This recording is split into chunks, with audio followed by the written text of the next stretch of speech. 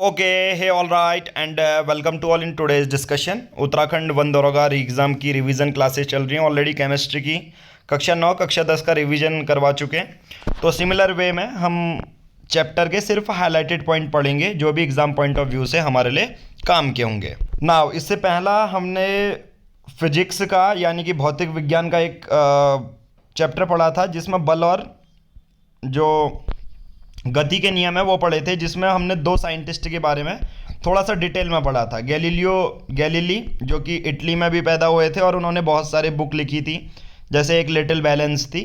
तो उन्होंने पहले ही बता दिया था जितने भी प्लैनेट हैं वो सन के अराउंड घूमते हैं, ना कि प्लैनेट अर्थ के अराउंड, राइट। तो उसी चैप्टर को हम आगे बढ़ाते हुए धीरे धीरे आइजैक न्यूटन साहब आए। उन्होंने गैलीलियो गैलीली की जितनी भी बुक्स थी उनको पढ़ा और अपने बेसिस पर डिराइव करने की बात की। उन्होंने ये बोला कि भी जो चाँद है वो पृथ्वी का चक्कर लगा रहा है, जो पृथ्वी है वो सन की ओर मूव कर रही है, सन के चारों ओर। तो ये सब इन सब के पीछे एक ही कारण है, ग्रेविटेशनल फोर्स, जिसे गुरुत्वाकर्षण बल कहते हैं।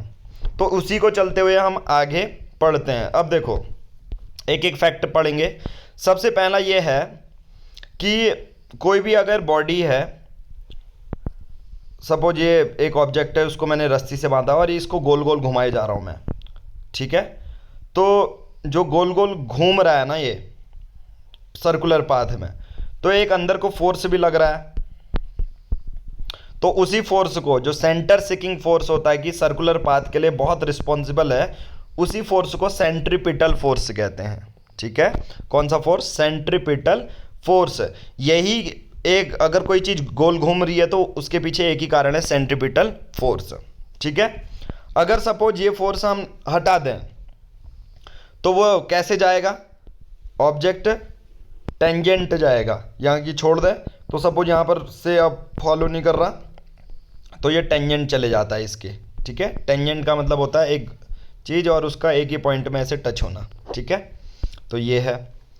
तो यहाँ पर ये बोला जाता है जो चांद है वो पृथ्वी के चारों ओर घूम रहा है और सर्कुलर वे में घूम रहा है, तो इसके पीछे एक ही कारण है, सेंट्रीपिटल फोर्स। तो इस बल के बारे में पूछा जाएगा। क्लियर?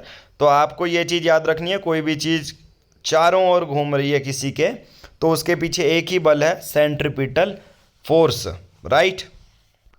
अब नाउ सपोज एक पेड़ से सेब गिरा, उस सेब गिरने के पीछे हम दो तरीके से उसको समझा सकते हैं। पहला थर्ड लॉ ऑफ मोशन और दूसरा सेकंड लॉ ऑफ मोशन। ये चीज़ याद रखना, F = ma वाला, और every action has an equal and opposite reaction. ऊपर से गिर रहा है तो वैसे ही अर्थ भी उसको अट्रैक्ट कर रही है, राइट। नाउ अब आ जाते हैं बड़ी जी की वैल्यू में। जी क्या है? जितना भी ये गुरुत्वाकर्षण बल है उसके लिए एक यूनिट तो होगी, सिंपल सी बात है। हर चीज़ की यूनिट होती है। केले के कि 1 दर्जन केला दे दो तो 12 केले आएंगे, 1 किलो दे दो तो 1000 ग्राम आएगा, है ना। तो वैसे ही कैपिटल जी की वैल्यू होती है। अब मैं आप लोगों को ये बता देता हूँ, अभी हमने ये पढ़ा कि चाँद घूम रहा है, सभी पृथ्वी में ऐसे घूम रहे हैं एक दूसरे के चारों ओर, गिर नहीं रहे हैं नीचे। तो इसके पीछे वही है, कौन सा फोर्स लगता है? गुरुत्वाकर्षण। तो ये कहता है कि वो फोर्स डायरेक्टली प्रोपोर्शनल होगा m1 m2 अपॉन d²। यानी कि सपोज कहने का मतलब, ये एक ग्रह है, ये दूसरा ग्रह है या चांद मान लो, चलो, इसका m, इसका m2, इनके बीच में दूरी है उसको d²। तो यही चीज़ है ये, तो उतना बल लगेगा। F directly proportional to m1 m2 upon d²। Proportionality sign हटा देंगे तो कैपिटल जी की वैल्यू आ जाएगी। अब जी को यहाँ कर देंगे तो क्या आ जाएगा? जी को यहाँ कर देंगे तो F d² m1 m2। अब ये d क्या है? दो ग्रहों के बीच की दूरी है, या कोई भी दो बड़े ऑब्जेक्ट जो एक दूसरे के चारों ओर घूम रहे हैं तो उनके बीच की दूरी है d। m मास है, भार है, ठीक है। तो g ऐसे भेज देंगे तो F d² m1 m2 हो जाएगा। तो क्या आ जाएगा? फोर्स का क्या होता है? न्यूटन। d मैंने क्या बोला? डिस्टेंस है तो मीटर, मीटर में निकालेंगे, और नीचे मास है, दो मास हैं तो kg² हो जाएगा। तो कैपिटल जी की यूनिट पूछ ली जाती है कभी कभी, तो न्यूटन मीटर स्क्वायर पर kg²। हालांकि एक और चीज़ याद रखना है, जो जी की वैल्यू है, एग्जैक्ट वैल्यू क्या होगी, उसके लिए एक हमारे दूसरे वैज्ञानिक आते हैं, उनका नाम है हेनरी कैवेंडिश। वो कहते हैं कि यूनिट तो तुम लोगों ने बता दी, न्यूटन मीटर स्क्वायर पर केजी स्क्वायर, ये तो ठीक है, बट एग्जैक्ट जी की वैल्यू जब उन्होंने देखी तो वो है 6.67 इंटू 10⁻⁻11। बाकी यूनिट वही न्यूटन मीटर स्क्वायर पर केजी स्क्वायर। ठीक है। और एक और चीज़ याद रखना, जैसा हमने फॉर्मूला पढ़ा था F directly proportional to m1 m2/d², तो ये इन्वर्सली प्रोपोर्शनल है ना नीचे। तो ये देखो, तो यहाँ पर ये बोल रहा है कि अगर d gets bigger by factor 6, अगर d 6 से बड़ा तो 6 6 36, तो फोर्स भी क्या होगा 1/36 टाइम्स छोटा होगा, क्योंकि इन्वर्सली प्रोपोर्शनल में तो यही होता है, अगर d बढ़ेगा तो फोर्स घटेगा। वही है, कहने का मतलब क्या है, अगर दो प्लैनेट बहुत ही दूर हैं तो सिंपल सी बात है, बहुत पॉसिबिलिटी है कि वो गिर भी सकता है, इतना अट्रैक्शन नहीं होगा। वही है कि डी की वैल्यू जितना पास होगा उतनी तेजी से, उतने अच्छे फोर्स के साथ वो चलेंगे। राइट। आप लोगों को ये भी पता होना चाहिए, और ये फैक्ट सभी हैं, कि जो पृथ्वी है वो मून में कितना बल लगाती है, 2.01 इंटू 10⁻20 न्यूटन का, 2.01 गुणा 10⁻20 न्यूटन। हमारे बहुत सारे जो पेड बैच वाले हैं वंदरोगा के, वो हिंदी मीडियम के लिए भी हैं, बच्चे हैं, इसलिए मैं इसको हिंदी में भी एक्सप्लेन कर दे रहा हूँ। ठीक है। बाकी अर्थ से मून की डिस्टेंस कितनी है, 3.84 इंटू 10⁵ किलोमीटर। और अर्थ का भार कितना है, 6 इंटू 10⁻24 kg। और बार बार जितना रिवाइज करोगे वो याद होते रहेगा। ठीक है। मून का और अर्थ ज़्यादा भारी है, तभी मून उसके चारों ओर घूमता है। देखो मून का है 7.4 into 10⁻22 kg। But without moving further, अगर आपको जो वीडियो में नोट्स दिख रहे हैं प्लस टेस्ट सीरीज वंदरोगा री एग्ज़ाम के लिए topic wise notes, one liner, यानी कि कंप्लीट पैकेज वंदरोगा का, जिसमें वीडियोस मटेरियल सब टेलीग्राम में दिया जाएगा। अगर एक्सेस करना चाहते हैं तो 7505134891 जो ये नंबर दिया गया है, गिवन नंबर पर गूगल पे, फ़ोन पे कर सकते हैं। जो भी पेमेंट करेंगे उसकी स्क्रीनशॉट सेम नंबर पर व्हाट्सएप करनी है, हम आपको आपका जो टेलीग्राम नंबर है उसको हम ऐड कर लेंगे। कौन से ग्रुप में, सुपर 50 बैच वंदरोगा री एग्ज़ाम का है। इसमें हिंदी मीडियम के भी बहुत सारे जो बच्चे हैं जुड़े हुए हैं, इसलिए ये हिंदी में भी कराया जा रहा है। बाकी एक फ्री ग्रुप भी है जिसमें Uttarakhand PR publication, UK PR publication आप सर्च करोगे, क्या करना है टेलीग्राम में यूके पीआर पब्लिकेशन, तो जितने भी एग्ज़ाम अपकमिंग चल रहे हैं उसकी फ्री में जो भी सिलेबस है, ठीक है, लिंक हैं, वो इस ग्रुप में शेयर कर दिए जाते हैं। तो अब हमने बड़े जी की वैल्यू देख ली कि पूरा ग्रेविटेशनल वैल्यू है जी। आप ये कहते हैं कि जो अर्थ है हवा में है तो वो जी का वजह से है। चाँद अगर पृथ्वी के चारों ओर घूम रहा है तो ये बड़ी जी की वजह से है। जितने भी ग्रह एक पृथ्वी के पीछे, ये सन के पीछे घूम रहे हैं, सन के अराउंड घूम रहे हैं, तो जी के वजह से है। जो मून और सन के वजह से टाइड्स आते हैं वो भी जी के वजह से हैं। ठीक है। अब आता है एक फ्री फॉल। फ्री फॉल कहने का मतलब नाम से ही लग रहा है, अगर कोई चीज़ है हम छत से गिरा दें तो उसे फ्री फॉल कहेंगे, और एक्चुअल में भौतिक विज्ञान में, फिजिक्स में उसे एक्सेलरेशन ड्यू टू ग्रेविटी का नाम दे देते हैं। अब कोई भी चीज़ ऊपर से नीचे गिर रही है तो सिंपल सी बात है, इसको छोटे जी से डिनोट करते हैं, और इसका यूनिट होता है मीटर पर सेकंड स्क्वायर। अब आप कहोगे मीटर पर सेकंड स्क्वायर क्यों है, वही क्योंकि एक्सेलरेशन ही हो रहा है ना, तो ए ही हमारा काम आएगा। अब ये आप लोगों को पता होना चाहिए, कोई भी ऑब्जेक्ट है अगर पृथ्वी से बहुत दूर है, तो पृथ्वी से बहुत दूर है कोई ऑब्जेक्ट, तो उसको कैसे दिखाएंगे, जी, छोटा g equal to capital G m/d², जहाँ m अर्थ का मास है, कितना होता है m, 6 इंटू 10⁻24 kg। ठीक है। अब 10⁻24 ये चीज़ याद रखना है, वहीं 22 kg होता है मून का। तो हम कोई भी चीज़ पृथ्वी के रिस्पेक्ट में ही कैलकुलेट करते हैं, क्योंकि हम वहीं रहते हैं, इसलिए हमेशा m a की वैल्यू होगी जो कि पृथ्वी का भार है। बाकी d क्या होगा, वही दूरी पृथ्वी और जिस ऑब्जेक्ट से हम देख रहे हैं, जो भी ऑब्जेक्ट गिरा। राइट। और हमेशा याद रखना, जो g की वैल्यू होती है वो पोल्स में बहुत ज़्यादा होती है देन एट इक्वेटर। ऐसा क्यों? क्योंकि अगर किसी की भी दूरी देखें, इक्वेटर में जो रेडियस होती है वो ज़्यादा होती है पर पोल्स में बहुत कम होती है, ज़्यादा डिस्टेंस नहीं है, तो सिंपल सी बात है वो ज़्यादा तेज़ी, जैसे चुंबक जितने पास लाओगे उतना ज़्यादा बल होगा। तो जनरली जी की वैल्यू क्या होती है, ज़्यादा होती है पोल्स में देन इक्वेटर। पोल्स और इक्वेटर क्या होता है, पृथ्वी का ये वाला जो पोल्स होते हैं ये वाला हिस्सा, बाकी ये बीच वाला जो हिस्सा आ रहा है वो इक्वेटर है, राइट। अब नाउ जहाँ पर भी जो ये छोटा जी है कुछ नहीं है, ये छोटा जी कहने का मतलब ही एक्सेलरेशन है और कुछ नहीं, ठीक है। एक्सेलरेशन है मतलब कोई चीज़ चल रही है, गिर रही है। तो F इक्वल टू जो एम ए होता था ना, तो एम ए के बदले ये जी कर देंगे, F equal to m g, right. तो so g equal to G M upon r square, right. और धीरे धीरे क्या हुआ, जी की वैल्यू भी निकलने लगी और इसका है 9.8 मीटर पर सेकेंड स्क्वायर।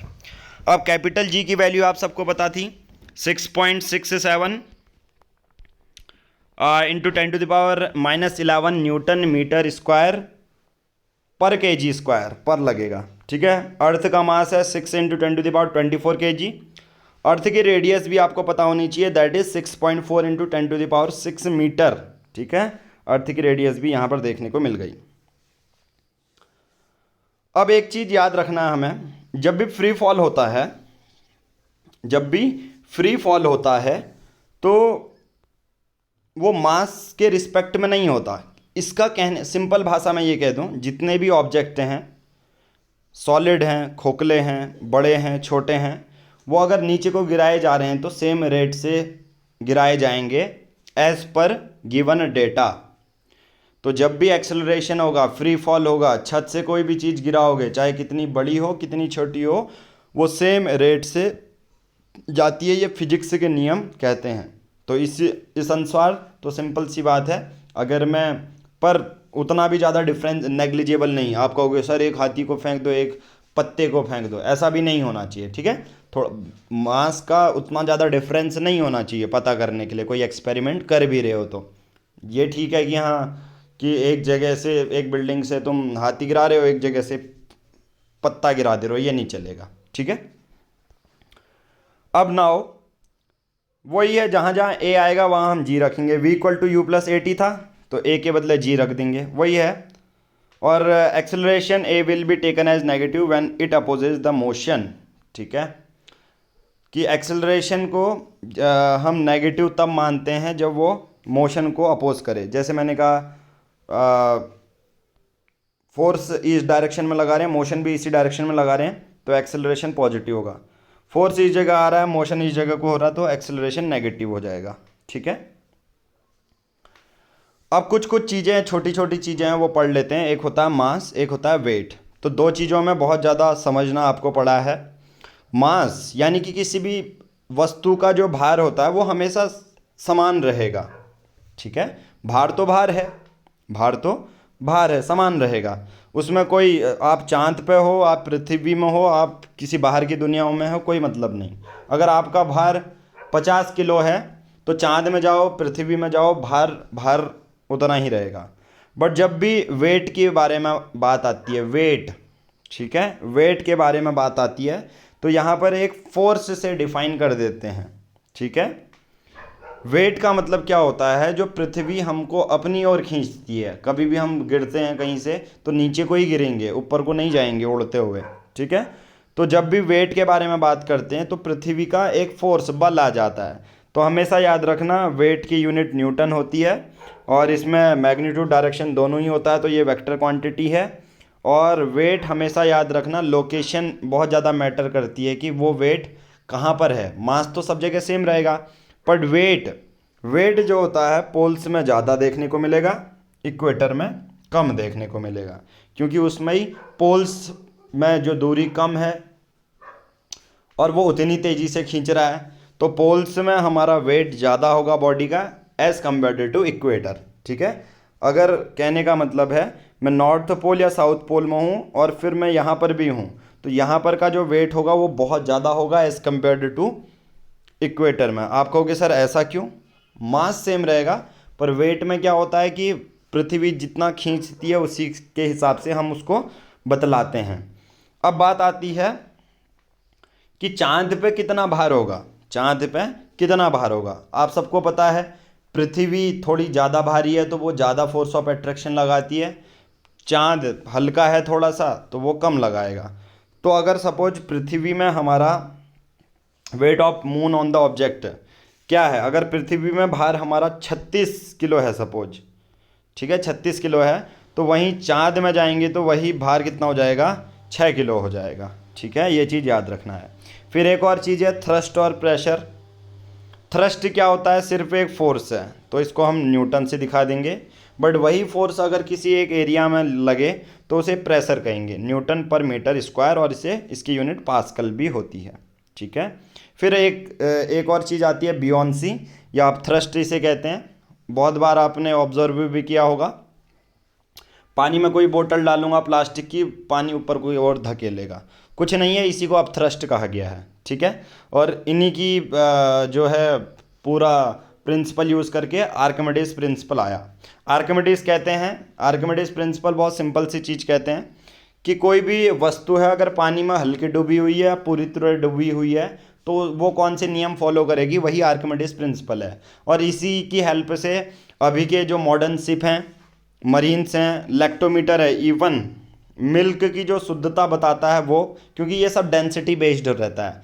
क्योंकि अगर पानी में कोई भी सपोज दूध है, दूध में सपोज पानी मिल गया तो डेंसिटी से चेक हो जाता है कि हाँ इसमें कितना होता है एग्जैक्ट डेंसिटी। मिल्क लग तो दो है तो लिक्विड ही दोनों, बट आर्किमिडीज प्रिंसिपल के थ्रू हम ये कर सकते हैं। हाइड्रोमीटर है जिसमें अलग अलग लिक्विड्स की डेंसिटी पता चल जाती है। अब आप सबको पता होना चाहिए कि रिलेटिव डेंसिटी क्या होती है। रिलेटिव डेंसिटी की कोई यूनिट नहीं होती है, क्योंकि डेंसिटी उस सब्सटेंस की विद रिस्पेक्ट टू वाटर लेते हैं, इसलिए कोई यूनिट नहीं। ऊपर केजी पर मीटर क्यूब कैंसिल होके नो यूनिट, ये चीज़ याद रखना। ठीक है, तो ये वाला चैप्टर भी हमारा आई थिंक हो चुका है, फिर अगला हम रिवीजन करेंगे वर्क एंड एनर्जी का। ठीक है, आज की इस वीडियो में इतना ही। Thank you, have a nice day.